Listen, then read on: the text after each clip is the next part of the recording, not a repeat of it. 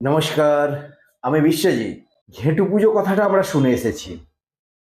এই ঘেটু পুজো বা ঘেটু ঠাকুর বা ঘেটু ফুল এগুলোর সঙ্গে আমরা ছোটবেলায় খুব পরিচিত ছিলাম।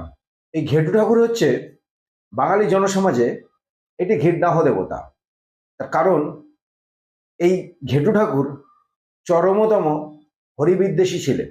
এতটাই হরিবিদ্বেষী যে ভগবান শ্রীবিষ্ণুর নাম যাতে কানে না আসে তার জন্যে কানে সবসময় দুদিকে দুটো ঘণ্টা ঝুলিয়ে রাখতেন।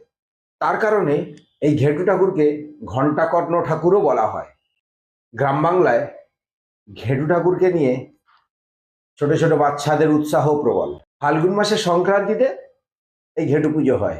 বিভিন্ন ধরনের চর্মরোগ, বসন্তকালের বিভিন্ন ধরনের রোগের কারণে এই ঘেটু পুজো করা হয়।